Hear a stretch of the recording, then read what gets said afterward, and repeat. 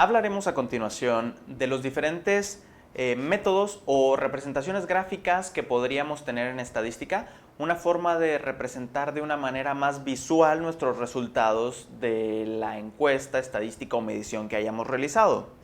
Estas representaciones gráficas abarcan al histograma, gráfica de barras, pastel o circular o diagrama de sectores, como se conoce en diferentes sinónimos, el polígono y la ojiva, no como los únicos, pero como los más representativos de este grupo.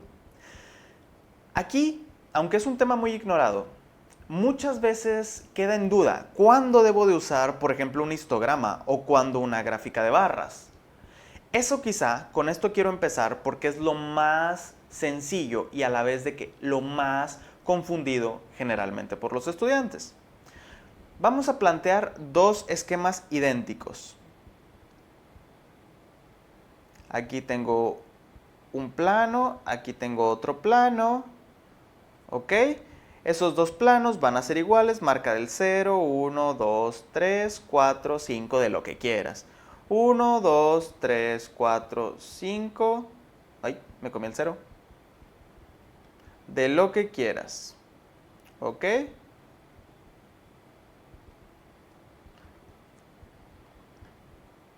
Ahora, ¿cuáles van a ser nuestras variables por ahí? Vamos a agregarle un 6 para que esté un poco más alto.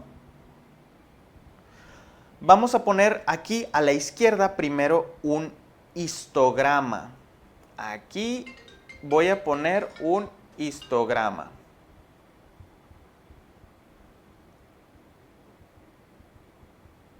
Y voy a poner la gráfica de barras en azul.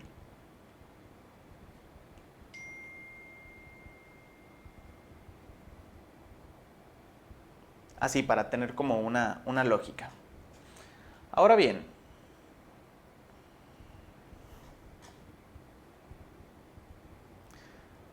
una gráfica de barras y un histograma tienen la siguiente diferencia. La gráfica de barras tiene 4,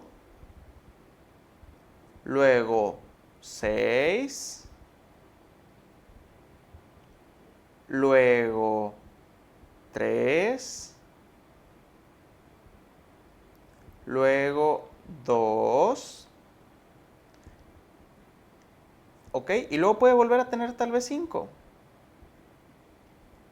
La clave es que todas estas rectas que estás dibujando en el histograma son pegaditas una con respecto a la otra. Eso se llama histograma. Mientras que en la gráfica de barras, tú no tienes eso. Tú tienes 4,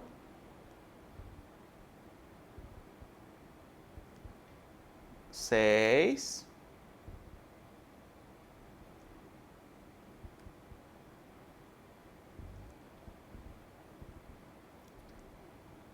3 y 2. Por poner un ejemplo. Bueno, allí, aunque aparentemente te esté representando datos semejantes, no es para nada la misma aplicación, porque en la gráfica de barras, esta división entre las columnas que tienes dibujadas es mucho más que simplemente un espacio.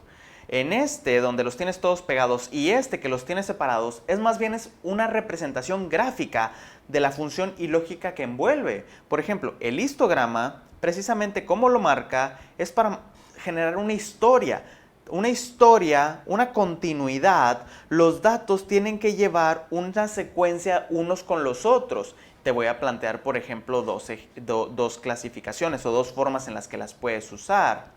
¿Qué tal si tú quisieras representar el número de ventas de hot dogs que hiciste el lunes, el martes, el miércoles, el jueves y el viernes? ¿Tiene secuencia lógica? Las ventas a lo largo de diferentes días, o tal vez las ventas de una empresa en 1981, 1982, 1983, 1984, y es las ventas como suben y bajan a lo largo de un tiempo.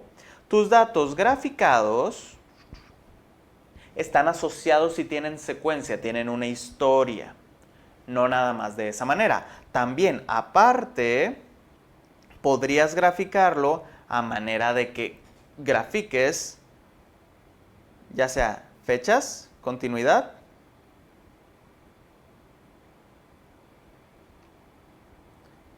o que tengan secuencia por otra razón. Si te pidieran escribir así como que qué tipo de datos en específico pondrías aquí, hay una forma o clasificación estrella que ahí se plantea, que son los datos continuos o los agrupados. ¿Ok? Los datos continuos o agrupados, porque bueno, también podrías clasificar datos continuos de otra manera, pero imagínate, si tienes, oye, ¿cuánto pesas? Pues verdad que no vas a hacer una columna de 1.1 kilos, 1.2 kilos, 1.3 kilos, 1.4 kilos, 1.5 kilos. No, no, no, dices de 0 a 5, de 5 a 10, de 10 a 15, de 15 a... Entonces los datos agrupados, cuando son de tipo continuo, tienden a clasificarse en histograma. ¿Me explico? ¿Ha quedado claro este ejemplo? Histograma, tiene que haber una continuidad o secuencia en los datos, ya sea por fecha, por orden lógico, por continuidad o porque los datos están agrupados y, por ejemplo, siguiendo la secuencia de aquí abajo de que de 0 a, así, fíjense la columnita, cómo la sigue, 0 a 5, a 10, a 15, ¿ok? Y aquí los metes todos, pum, pum, pum, pum, pum, pum, pum, pum, pum, kilogramos. Así el ejemplo, ¿no? ¿Me expliqué? ¿Ha quedado suficientemente claro? ¿Sí? Ok, ahora paso a hablar de la gráfica de barras. La idea de la gráfica de barras es como para estas estadísticas más fáciles, ¿no? Que practicábamos o nos platicaban en la primaria, en la cual, por ejemplo, en la gráfica de barras podrías tú hacer, le gustan a 4, 6, 3 y 2 personas ahí respectivamente, datos sin secuencia lógica. Dígase como marcadísimamente, por ejemplo, datos de tipo nominal. ¿Se acuerdan que habíamos marcado que no hay una secuencia en los datos nominales? O dígase los nominales, incluso todos los cualitativos, ¿verdad? Todos los cualitativos podrían hacerse. Aunque algunos cualitativos ordinales podrían ahí discutir, ¿no? Aquí te estoy poniendo el ejemplo más concreto. Los nominales, es decir, los cualitativos nominales, como, oye, ¿de qué sabor te gusta la paleta? Fresa, piña, sandía, limón, ¿ok? Esos datos no tienen una secuencia lógica, puede ir uno, luego el otro, entonces no es como que, como puedo cambiarlos de lugar, no tienen que llevar un trayecto, no tienen que ser este primero, luego este, o primero fue el limón y luego la fresa, no, ¿verdad? No funciona de esa manera. Entonces, esto te explica perfectamente claro cuando usas un histograma y cuando usas un gráfico de barras. Ahora, dejando esto claro, vamos a abarcar, recuerda, no te machetees, que si es un dato nominal, no, usa tu criterio. ¿Hay continuidad o no hay continuidad entre lo que estás midiendo? Ahora bien, imagínate, imagínate que esto fuera una empresa que vende paletas, ¿no? Esto es las que vendí de cada sabor. Y esto es las que vendí por día. Lo que vendí por día sí se hace en histograma, pero el sabor no es en histograma porque no hay secuencia, ¿no? Entonces, para que tengas esta lógica. Ahora, a veces puedes querer representar estas mismas gráficas en formas más visuales todavía, u otro tipo de representación. Respectivamente, siguiendo aquí todavía mi código de colores, mira, te voy a platicar sobre el pastel o circular. De hecho, vamos a hacerle un cambio. Hagamos de morado. El pastel o circular o diagrama de sectores. Y en rojo manejémonos el polígono. ¿Ok? El pastel o circular o gráfica de sectores lo voy a dejar para el final. El polígono te lo platico primero. El polígono es directamente la otra representación gráfica a la que puedes extrapolar el histograma. ¿Qué es el polígono? Polígono, figura de muchos lados, o sea, muchas rayitas rectas que se conectan. Bueno, eso, vas a dibujar justo en la zona central, aquí, una marca. Si esto fueran datos agrupados, de los que luego veremos, como que van de aquí a aquí, de aquí a aquí, de aquí a aquí, pues aquí sería donde está el 2.5, donde está el 12.5, o donde está el... ¿Me explico? La marca de clase, el centro. O si no, si no es así la cosa, si no es datos agrupados y nada más es como por secuencia lógica, pues un punto central en la columna que represente ese día, ¿no? Ese periodo, ese año, el centro de esa fecha. Entonces, bueno, el centro de tus datos representativos y luego vas a conectar,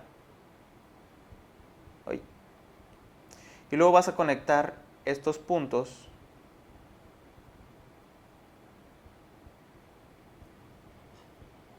¿ok? Y esa rayita quebrada donde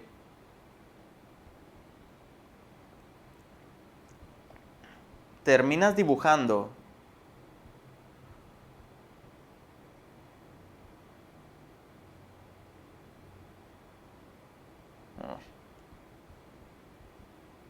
una figura hecha de muchos lados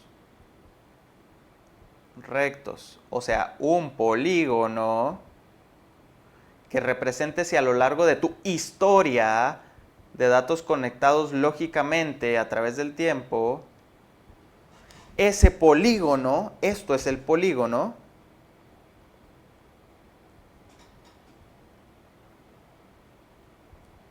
¿sí? Ahí, representación simplona. El polígono es esa figura que se forma por conectar los puntos con líneas rectas. Entonces te puede servir, y lo has visto mucho en, por ejemplo, las ventas de una empresa a lo largo de los años, las ventas a través de los días, o cómo subieron y bajaron a través de las fechas, o a través de un trayecto de, como que hay más y menos y más y menos personas con tal peso, ¿no?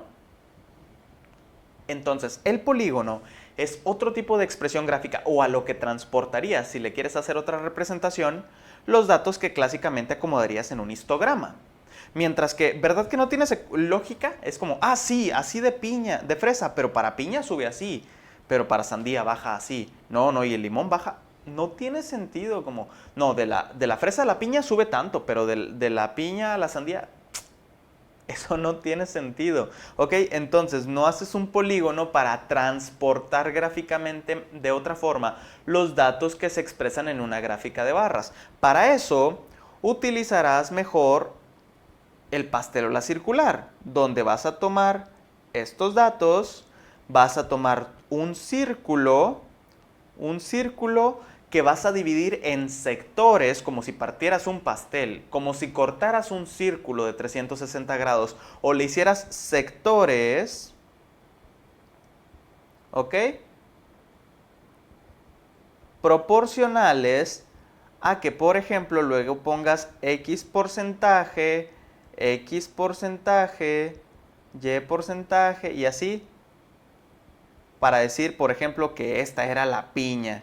La piña es el tanto por ciento. ¿Ok?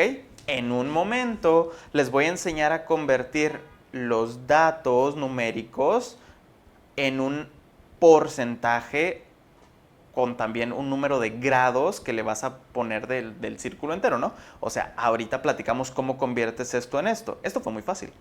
Pero luego, ¿cómo haces esto? Es una reglita de 3 simple, rápida. Si tienes dudas muy fuertes sobre cómo hacer porcentajes, decimales y fracciones, te sugiero que revises el video de porcentajes, decimales y fracciones que ya les he pasado.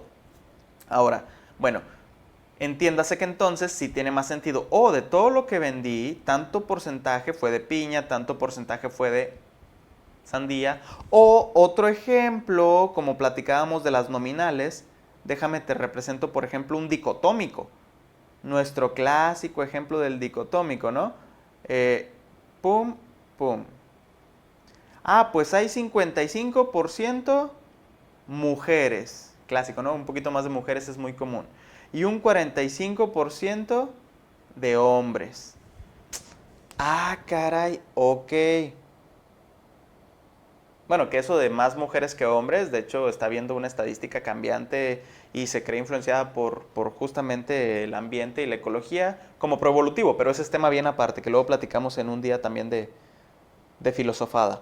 Pero bueno, aquí es un dato nominal, cualitativo, en este caso específico de hombre o mujer dicotómico. Ok, sí, tanto fracción de hombres, tanto de mujeres.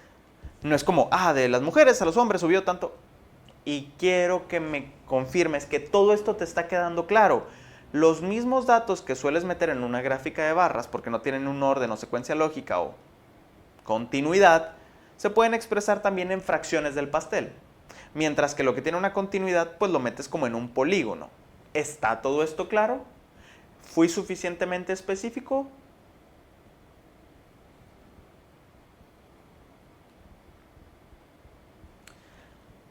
Ahora bien, muy bien. Nada más me falta por explicarte la ojiva para después pasar a un apartado donde te platico cómo convertir estos datos numéricos en fracciones del pastel. Pero la ojiva, para terminar, y metiéndole un color extra para que esto esté cada uno con su color, la ojiva es una figura, si la quieres ver de manera simplista, es algo parecido a un polígono, así como una figurita, pero redondeada, ¿no? Como que de ahí viene su nombre de ojiva, precisamente porque es curveadita. Pero ahora, si nos queremos definir más profundamente, la clasificación de una ojiva tiene que ver con, primeramente, es la gráfica o representación gráfica de las frecuencias acumuladas. Acumulada, relativa, absoluta, lo que te dé tu gana, pero acumulada. Y acumulado, si te acuerdas, bueno, acumulado era más lo que ya me diste, ¿cuántos nuevos? ¿Cuántos nuevos? ¿Cuántos nuevos? Por eso se define como que de la manera más clásica de representarla, una ojiva va siempre en ascenso porque es una medición de los casos acumulados, de las muestras acumuladas, y el mejor ejemplo que me planteó, por ejemplo, una alumna en clase fue el de los pacientes totales con COVID a lo largo de la historia. Ok, o sea, ¿cuántos pacientes totales van enfermos? Bueno, se están acumulando y se representa muy bien con una ojiva. No te estoy hablando de, oye, ¿cuántos casos nuevos hay? Por ejemplo, ¿cuántos casos nuevos hay a lo largo de tales días? Pum, pum, pum. Ok, un histograma. Ok, un polígono. Se vale para cuántos casos nuevos, porque solo una vez fueron nuevos, ¿no? Y luego dejan de estar y luego... Pero si mides estos casos, más los nuevos casos, más los nuevos casos, ¿cuántos casos hemos tenido en total desde el inicio de los tiempos? Bueno, eso solo va en ascenso y se puede representar, por ejemplo, con una ojiva, donde clásicamente estas ojivas tienen una forma sigmoidea. ¿Por qué? Algo empieza y en lo que difunde aumenta lentamente, pero luego llega a un pico. Mira, empieza así a subir lentamente porque, por ejemplo, como el contagio del COVID tuvo que hacer los primeros contagios, ¿no? Aquí, pum. Llega un punto donde hay suficiente para ir contagiando y contagiando y contagiando, haciendo muy rápidamente. Y cuando casi todos ya están enfermos, pues es difícil o es menor la frecuencia en la que se acumulan nuevos casos. ¿Por qué? ¿Cómo acumulas si ya te lo gastaste todo, no? Entonces, pum. Tiende a tener esta forma, la ojiva, tiende a. No es nada más en ese caso, por ejemplo, el total de paletas, o digamos que tú vendes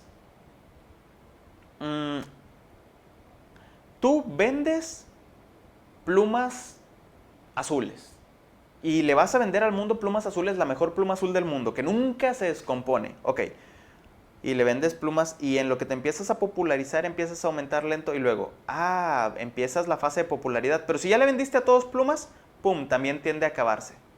Y ya cada vez te compran menos porque casi no te quedan clientes a los que no le hayas vendido, ¿no? Así el ejemplo. Frecuencias acumuladas, siempre en ascenso hasta llegar al entero. Y así se representa con la ojiva. ¿Ok? Entonces, ¿qué dicen? ¿Sienten que esta explicación les ha servido?